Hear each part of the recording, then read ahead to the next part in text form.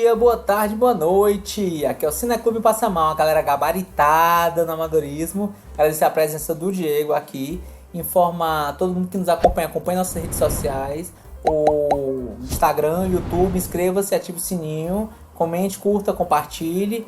Também acompanhe nosso podcast, Spotify, Amazon Music e Google Podcast. E informar que o vídeo a ser analisado contém spoilers, então se você não gosta de spoilers, evite. Se você não se importa, né? Se você não liga para spoilers, pode assistir à vontade. E informar que o vídeo a ser analisado é o filme Tar 2022. E Diego, qual é a sinopse do filme Tar? É sobre isso e tá tudo bem, né? É o seguinte, a sinopse segundo nosso pai, né, o Google, é a seguinte. Situado no mundo internacional da música clássica ocidental, o filme é centrado em Lydia Tarr, amplamente considerada uma das maiores compositoras regentes vivas e a primeira diretora musical de uma grande orquestra alemã, né, uma filarmônica. Né? A obra examina a natureza mutável do poder, seu impacto e a durabilidade em nosso mundo moderno. Aí foi muito além do que o filme, né, fala, mas tá aí. Exatamente. Essa piadinha que não pode faltar. Mas vamos lá, tá, né? Tudo bem. E tá tudo bem. Mas vamos lá, né, meu Davi? Vamos para sua análise de Tar de 2022, que filme que vai estar concorrendo aí o Oscar de melhor filme, entre outras categorias. E dê a sua análise aí da sua experiência de Tar. Pronto, Tar, né, o filme 2022, né, um filme, um drama barra musical, certo? Filme que está concorrendo a 6 Oscars, né, melhor filme, melhor atriz por Cate Blanchett, melhor direção, né, por Todd Field, melhor roteiro original, melhor fotografia e melhor montagem. Eu vou logo começar dizendo que eu entrei na lista das pessoas que foram enganadas nesse filme, né? Como algumas pessoas que, assim, aos 15 primeiros minutos do filme, né, que eu fiquei hipnotizado, né, pela atuação deslumbrante, pela história, eu acreditei que realmente a Lydia Tarr, ela existia, né? Assim, até pelo talvez o formato do qual foi feito o roteiro, a fotografia, né, o estilo, né, a arquitetura do filme, que normalmente ele remete a filmes que costumam ser autobiográficos, como por exemplo o Bohemian Rhapsody, Elvis, Rocketman. E quando eu digo isso, eu não digo do ponto de vista de roteiro, né, de como é equilibrado os cortes de fotografia, eu digo no sentido de arquitetura, que é o que? É apresentado um personagem, né, é apresentado perante os seus bastidores, né, algumas de suas funções, né, elementos que remetem realmente à realidade, como por exemplo a revista, né, que constava no filme, certo? Ela existe, né? O entrevistador que aparece no início, né, ele realmente existe. Reality is that right from the very beginning I know precisely what time it is and the exact moment that you and I will arrive at our destination together. O Bernard o personagem do Bernstein, né? Ele também existe, ele é um maestro conhecidíssimo. Então, quando você vai juntando alguns elementos, né, você pode talvez passar pelo crivo de que será que essa pessoa realmente existe? E realmente eu fiquei nessa dúvida. Depois, aos 15 minutos que eu estava hipnotizado no filme, eu fui pesquisar e qual foi a minha decepção? Que é uma personagem fictícia. Pelo menos minha decepção do ponto de vista inicial. Porque no meu ponto de vista inicial, dos primeiros 15 minutos, eu queria que ela existisse. Certo? Até alguém se provar aí e dizer que judicialmente chegar e dizer aqui a Lydia Tarr aqui que pegaram aqui a história. Exatamente, porque qual é essa questão, né? A Tarr, ele conta através de seus bastidores a história de Lydia Tarr, né? Que é um maestro, né? A pessoa pode falar maestra, mas essa questão do que ela fala do viés de gênero não incomodava tanto ela. Maestrina, né? Maestrina, né? Mas ela disse que essa questão do viés de gênero para ela não incomodava, pelo menos não afetava para ela, né? Enquanto ela falava isso numa entrevista, certo? Do ponto de vista dela perante o que é mostrado no filme. Que vamos dizer assim, e por isso eu chamei de maestro no caso, certo? O maestro de uma orquestra sinfônica em Berlim, na Alemanha. Ela é fascinada por Mahler, né? Ela faria a apresentação da Quinta Sinfonia de Mahler com a Orquestra Filarmônica de Berlim. Então vemos uma maestra talentosa, né? E no caso, como eu falei, né? Essa questão de ir embora, existe essa questão da maestrina, né? Ela prefere, ela pelo menos aparenta, né, no meu ponto de vista, preferir pela primeira terminologia. O filme ele vai passando através de seus bastidores por essa figura que ela é fascinante, que vai do seu mostra o seu talento e que vai do seu apogeu, né, até a queda. O filme ele vai passando por uma figura que, como eu disse anteriormente, ela é fascinante, né? Há uma personagem que ela mostra-se polêmica, manipuladora, egóica, né? Que vai usando as pessoas para conseguir o que quer, né? Talvez com exceção da sua filha adotiva, que seja um resquício de carinho que ela tem, né? Perante a humanidade, talvez, né? Perante as pessoas. E vemos ela passar de uma persona didática ao ensinar que a mão esquerda do maestro, da maestrina, significa a forma, enquanto que a mão direita, né, significa o tempo do qual vai ser conduzido. Então isso aí normalmente não é muito visto perante o público, e isso soma-se, né, um conhecimento a mais para as pessoas que podem se interessar por esse assunto. Cheio de conhecimento técnico, né, de composição e organização de orquestra, né? Sim, sim. A própria história, né? Ela falando sobre a história das maestrinas, de como começou essa questão das conduções, né? As suas lendas que vão passando, as personas, e tudo isso com base em quê? Em base em personas e personagens reais, né? Claro que existem algumas mitologias perante eles, mas existem essas personas do quais ela falou também, certo? Então a gente vai desse exemplo, né, que vai muito bem didática, que vai mostrando uma grande carga de conhecimento, certo? É uma pessoa que ela, por exemplo, humilha um aluno pelo fato de ele não querer tocar bar por questões ideológicas. Então, assim, ora, minha opinião, certo, a respeito disso. O Bach, ele aperfeiçoou a arte do contraponto. Isto é uma composição em polifonia, certo? As obras dele têm uma figura, um estilo de música mais religiosa, seja vocal ou instrumental, que revelam a riqueza da linguagem harmônica, certo? E a alta espiritualidade. Então, assim, importância no sentido acadêmico, ele tem, certo? Nesse sentido de aperfeiçoamento de uma arte. Mas a questão é que a Lídia Telly não quis somente ensinar naquele contraponto.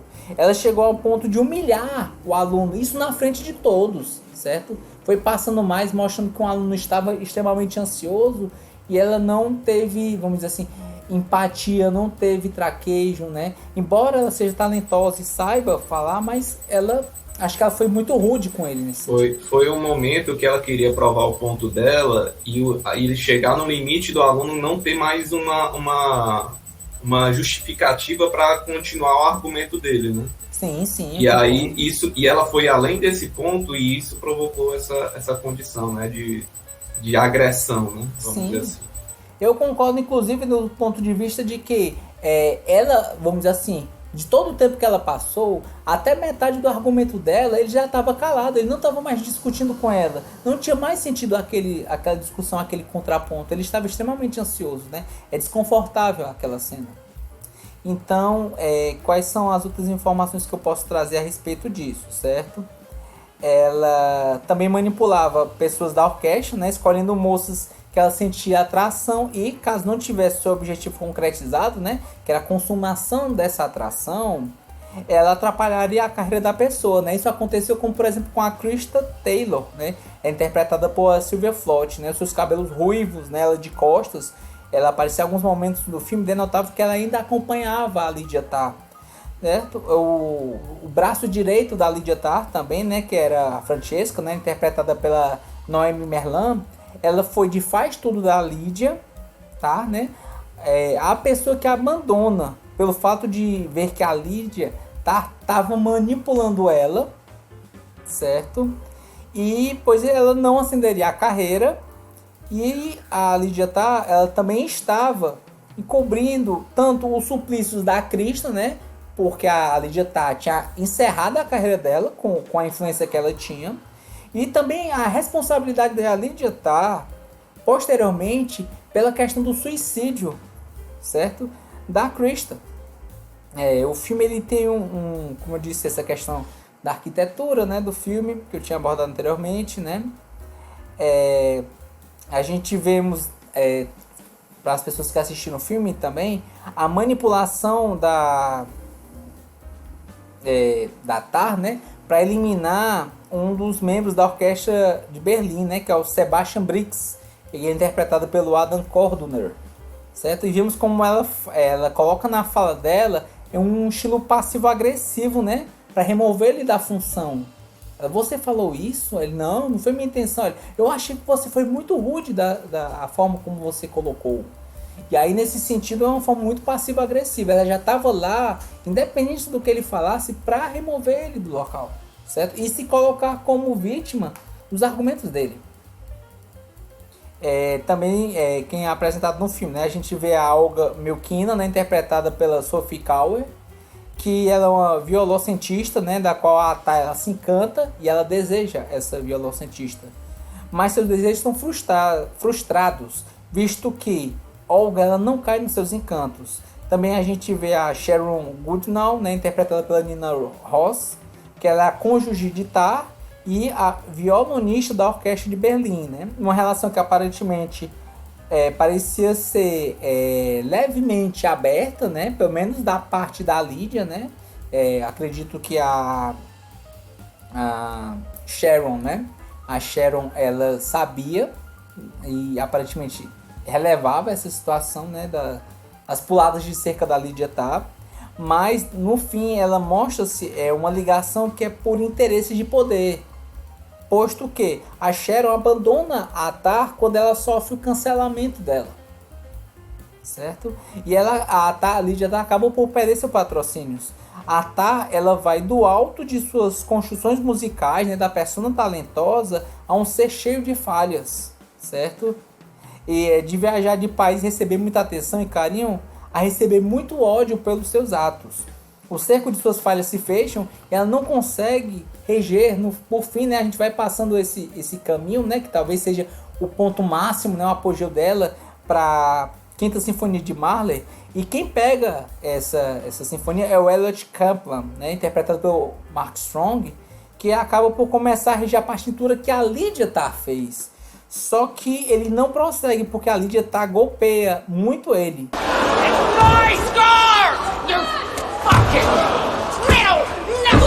E quando falo golpe, é literalmente falando. Ela bate nele para ele não prosseguir com a regência, certo? E sem os seus patrocínios, né? Ela acaba por viajar para um país de uma região asiática, certo? Para no fim, né? Assim, próximo do seu final, ele reger em um cinema, né? Com um filme com uma plateia fazendo cosplay, né? Dos personagens.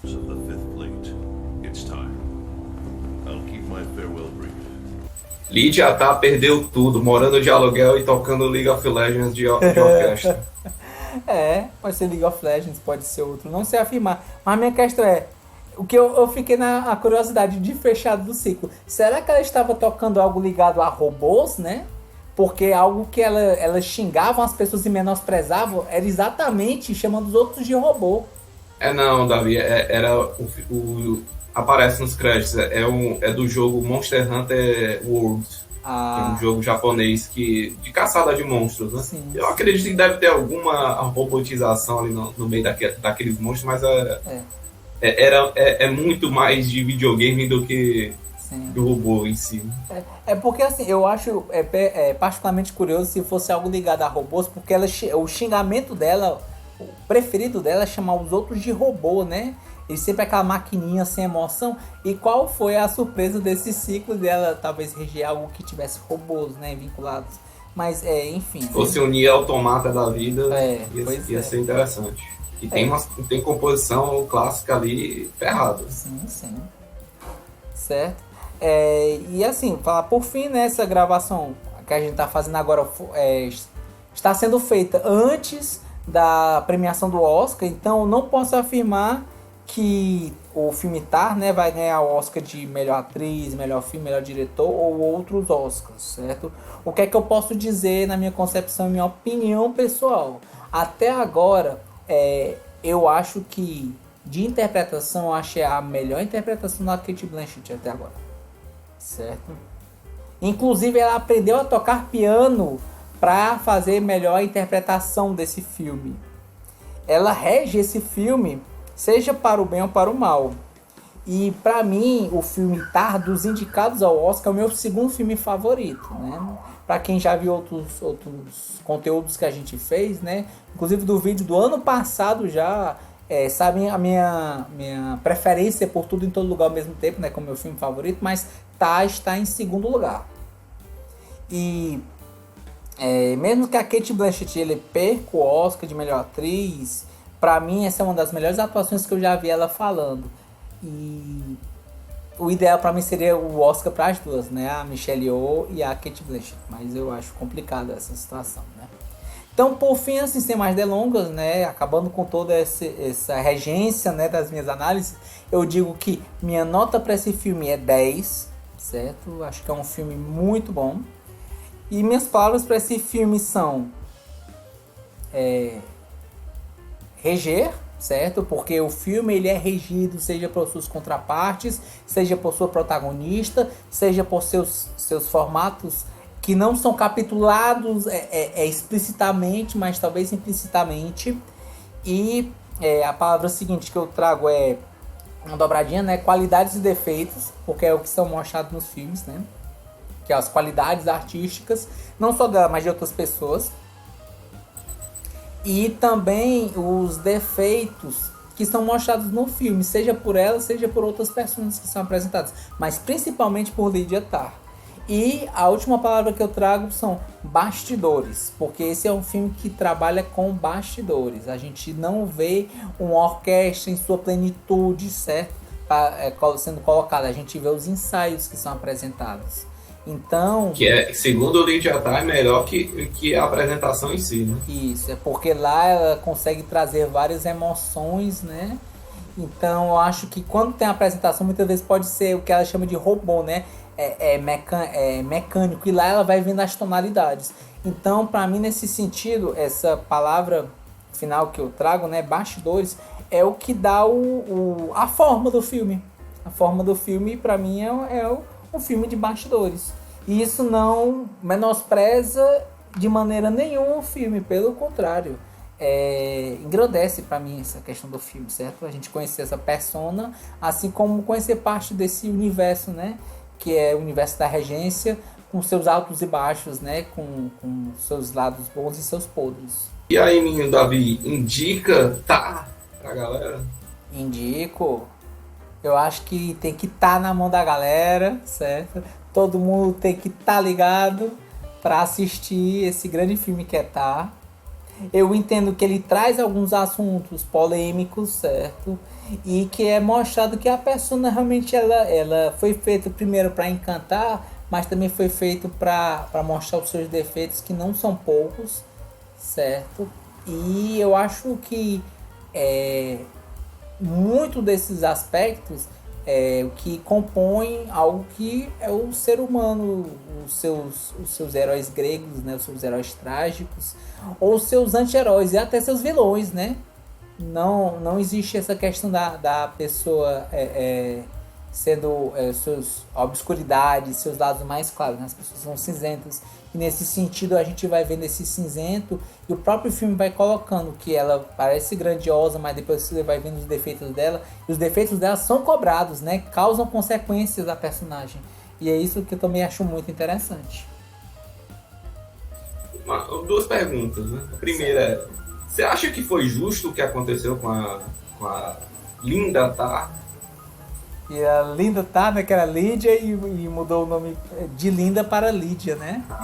E ser cutizinha até no nome. Exatamente. Se eu acho que foi justo, olha, acho, porque as coisas que elas estavam fazendo, certo?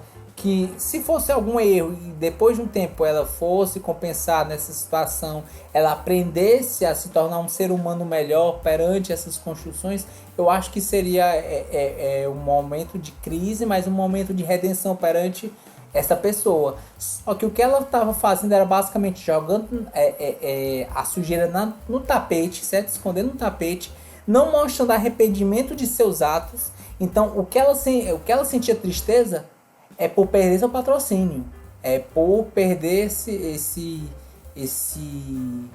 os fãs, né? Pelo seu ego estar sendo ferido. O que é que destruiu a Tar? Foi o seu próprio ego e a sua própria ambição e seus próprios desejos, colocando-se acima dos outros seres humanos. É isso que fez ela cair, certo? Porque talento ela tem. E muito. E muito. Só que o que é que aconteceu? Os defeitos dela sobrepujaram as suas qualidades nesse sentido. E qual foi o que ocorreu, certo? Mesmo com toda a influência dela, ela sofreu cancelamento e perdeu seus patrocínios. E é isso, assim. Então, se você pergunta se eu acho justo, acho. Pelo sentido de que ela não se arrependeu das suas ações. Ela ficou triste por perder a sua influência e seu poder.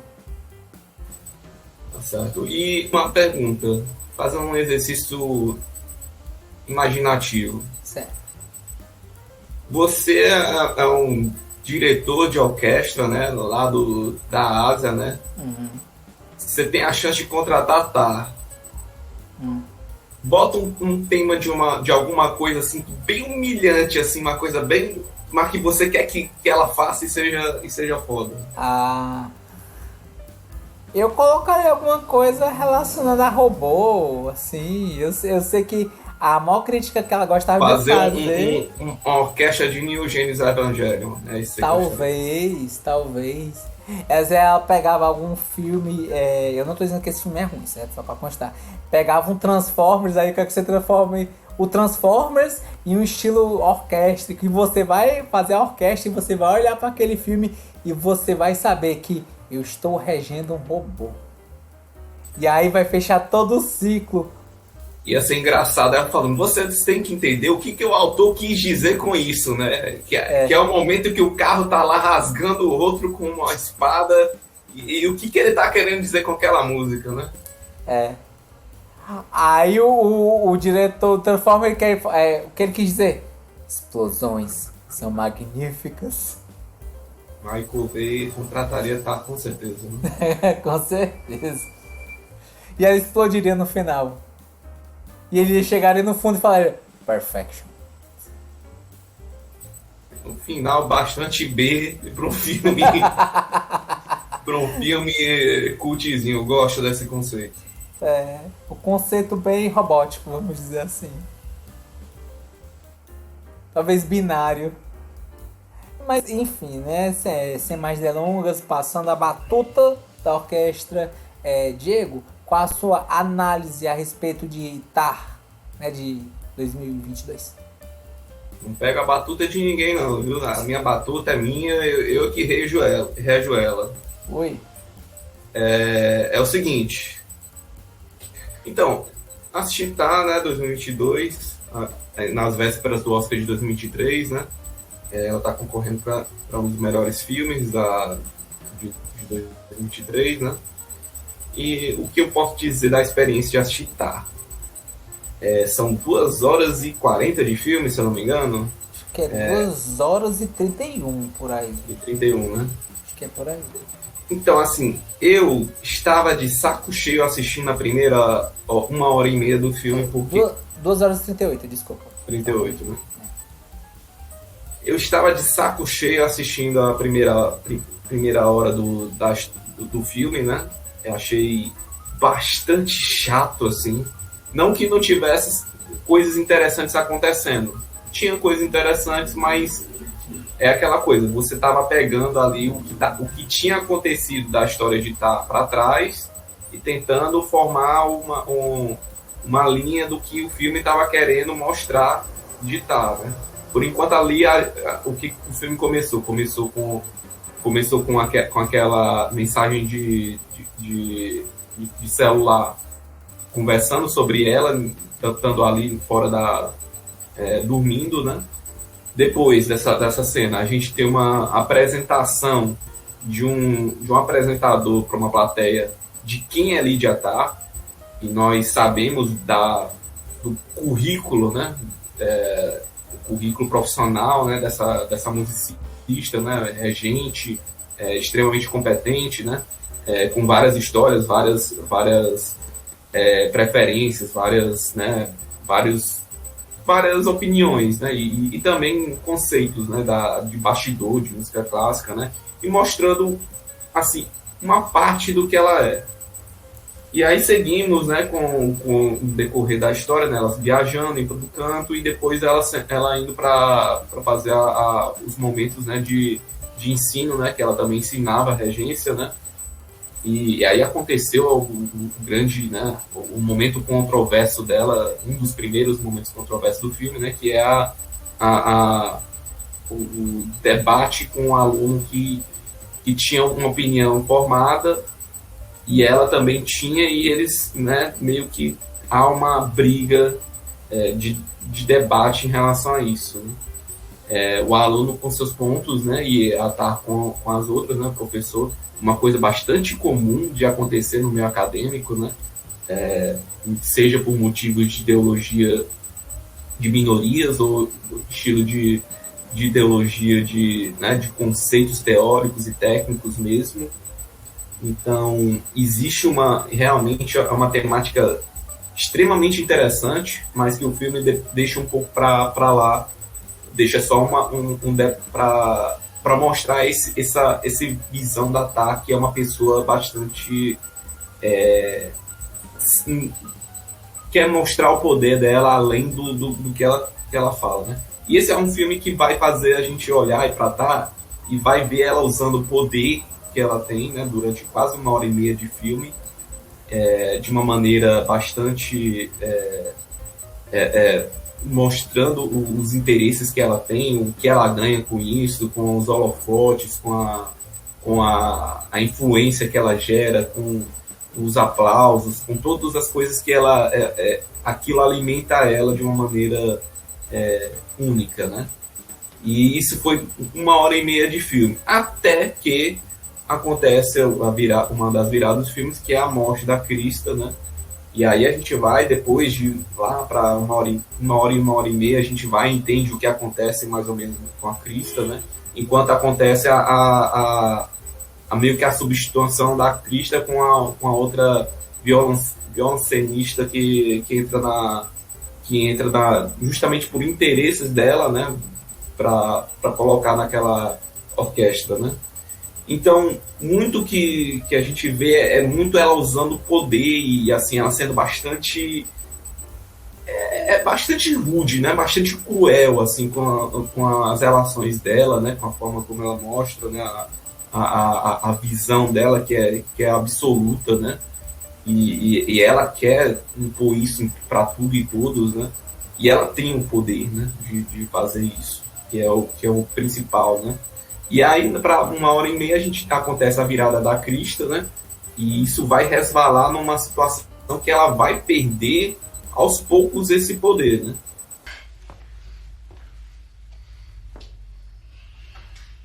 Seja pelas atitudes dela, seja pelas questões, né, de relacionamento íntimo que ela tem, e os profissionais, né?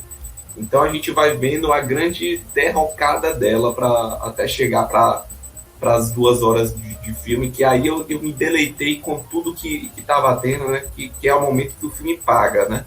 Ele foi chato naquela primeira 1 hora, mostrando muito detalhe, muita visão de quem a Lydia Tarr, o que ela quer, o que é que ela deseja, o que é que ela consegue mesmo, né? Para até mostrar as fragilidades e os erros, né? Como uma pessoa, como profissional, enfim, como tudo, né?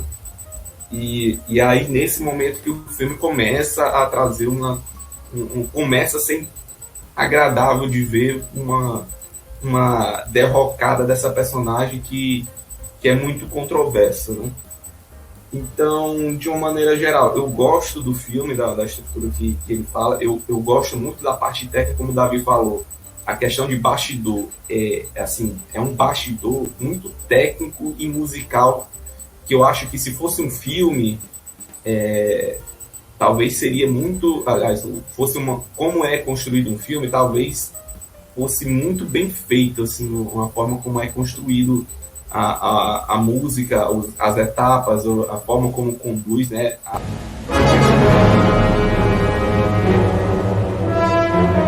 É uma diretora, né? Um ponto de vista assim, de arte, né? Ela vai criar a visão dela a partir dos atores, a partir das músicas, a partir da narrativa, né? Que já existe, né? Naquele contexto da música, né? Mas ela vai fazer a criação dela, né? E isso mostra que ela tem talento, né? Apesar dela, em muitos momentos, eu acho que a parte mais chata do filme é quando ela está criando uma música, né? Está criando meio conturbada com todas aquelas barulhos, aqueles vultos que a gente até viu em alguns frames atrás, né? Era um vulto feminino, né? Depois foi visto, era um vulto feminino, e eu acho que talvez fosse a Krista, né? A atriz que era a Krista. Isso, talvez seja a Krista, talvez seja a consciência da Lydia tá punindo ela por todo esse pensamento dela, né?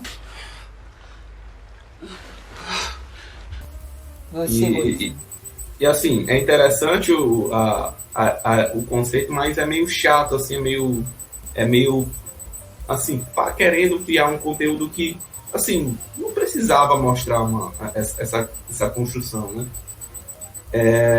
E aí a gente vai para essa visão, né, de relacionamento da Lydia, né, que é controverso, né, que ela primeiro ela tem ela meio que tem uma relação homoafetiva, né?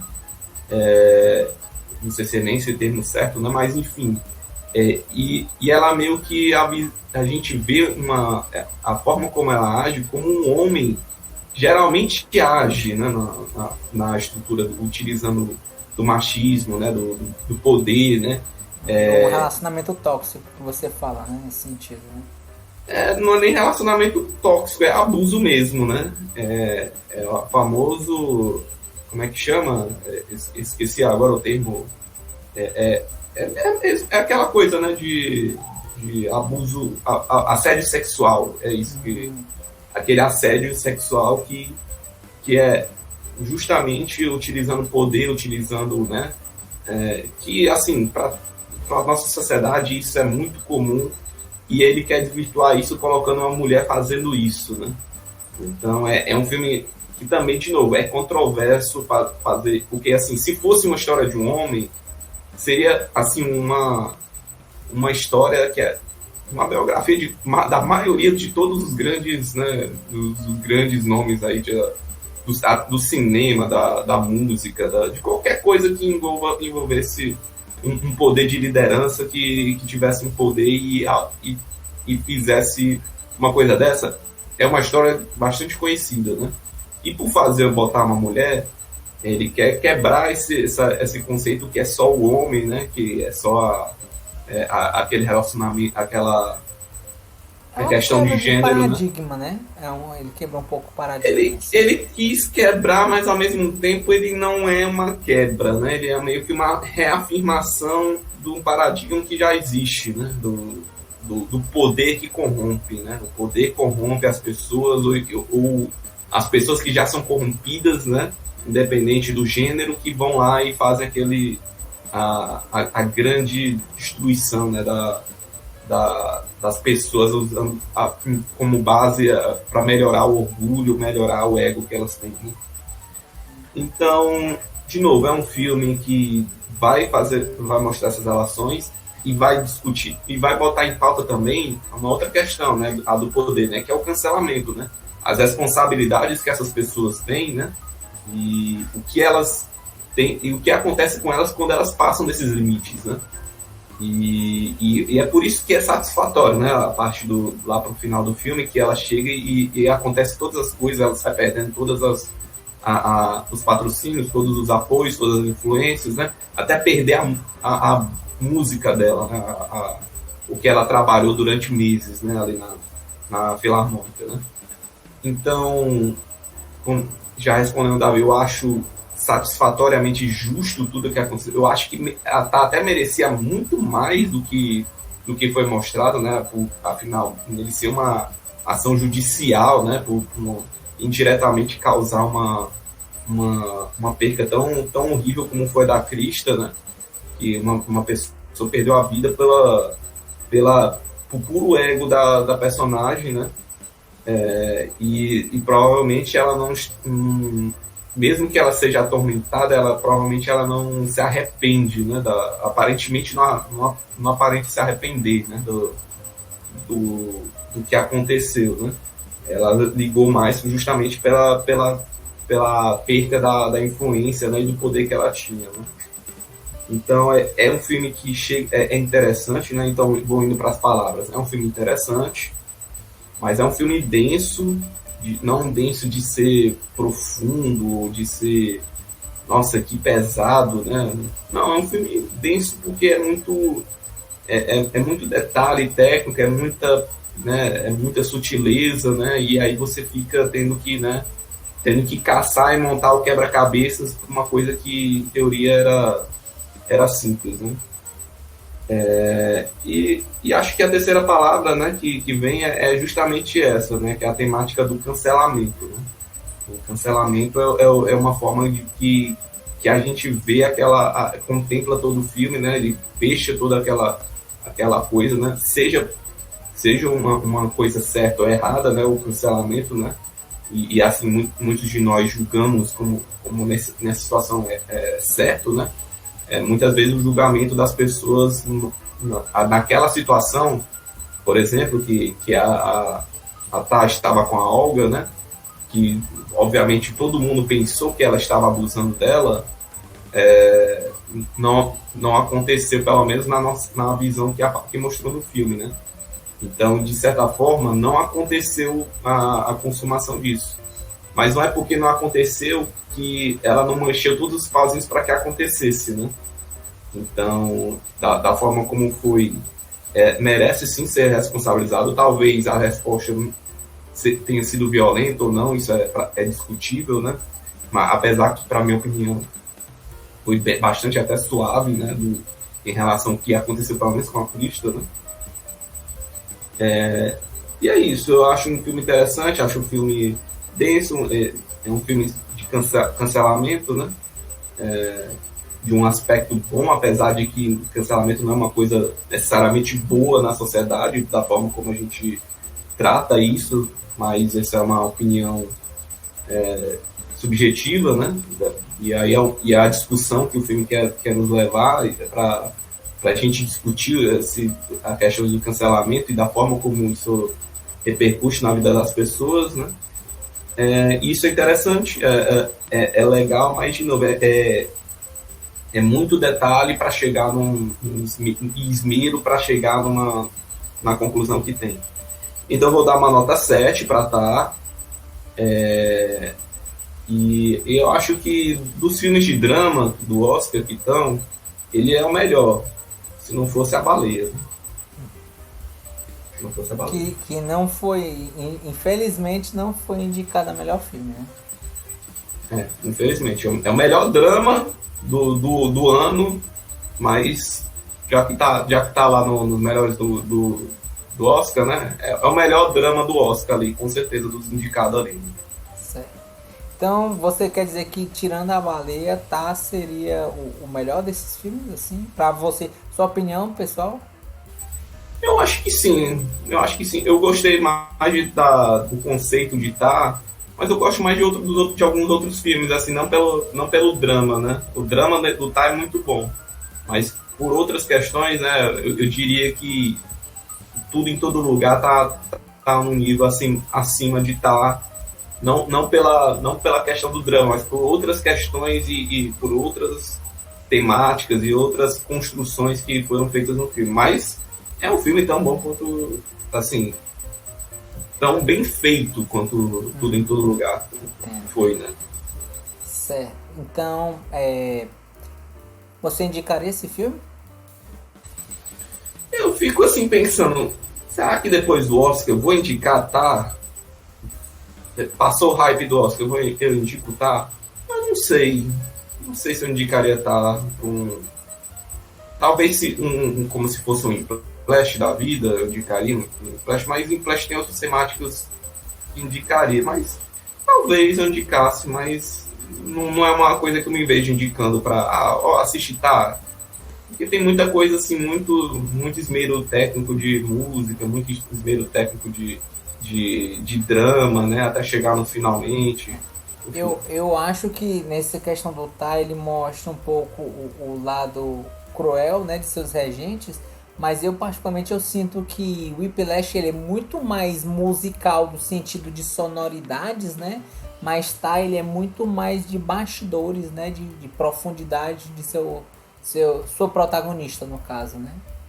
É porque o Whiplash é mais uma visão, é um relacionamento de condutor e musicista, né? Isso. A gente tá vendo ali uma construção de relacionamento. Sim. Então a gente tá vendo uma personagem não criando várias relações que são baseadas em poder, né? Sim, então não é uma visão assim, é um relacionamento de dois personagens. É uma relação de uma personagem que é o centro de tudo e quer ser o centro de tudo e quer continuar sendo o centro de tudo. Entendo. E, Diego, deixa eu trazer só uma pergunta rápida, aí você aborda, né, que você concorda, discorda ou não. Na Quinta Sinfonia do Mahler, né, a gente vai vendo ali próximo do final do filme, quem ia reger é o Elliot Kaplan, né, que é do Mark Strong. O que é que você achou a respeito disso? Sendo que a partitura era dela, né? Eu acho que apanhou pouco. Acho que ele apanhou pouco. Eu acho que ele apanhou pouco. Então você concorda que ela estava certa em ter batido nele? Foi o trabalho dela, né? Por mais que ela tivesse sido... por mais que ela tenha sido justamente cancelada, né? Ela mostrar que o trabalho dela é dela, né? Ou pelo menos botar essa em posição, achei justo. Não que esteja certo assim, ela ter chegado e batido nele, né? Ela bateu porque era a forma que, né? O poder que ela tinha era só bater, né? Era só a violência agora. E já que chegou só na questão da violência, bate até quebrar os dedos, né? Né? Eu não sou capaz de opinar a respeito disso. Eu concordo com você nesse sentido de que ele não devia ter roubado a partitura dela, né? Devia ter feito algo próprio dele, né? E eu concordo com você nesse aspecto de que no final é ela que fez a regência, né? Ela que escreveu a partitura. Ela que escreveu, mas ele também estava certo, né? Deram o trabalho dela na mão dele. Ele foi lá e pegou, e tá certo ele. Eu acho que ele tinha que ter feito, né? Eu acho que ele tinha que ter feito.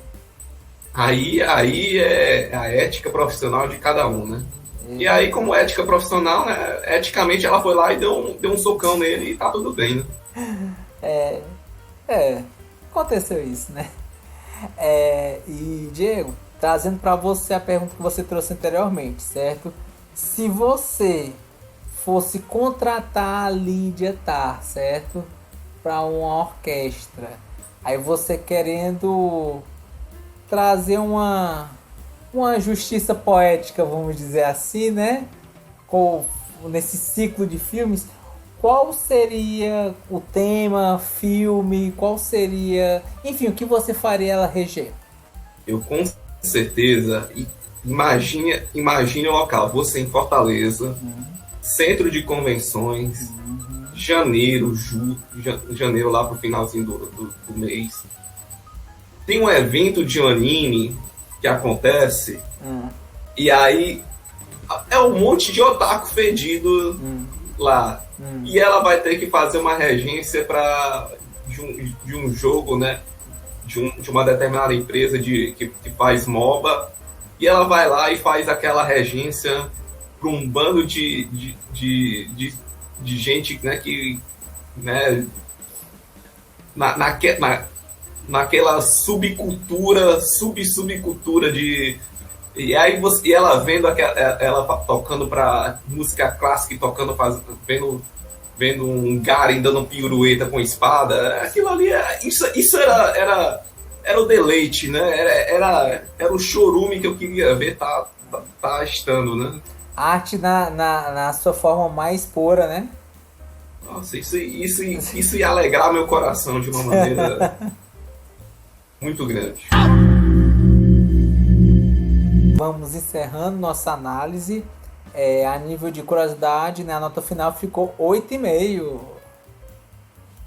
Agradecer a presença do Diego, certo?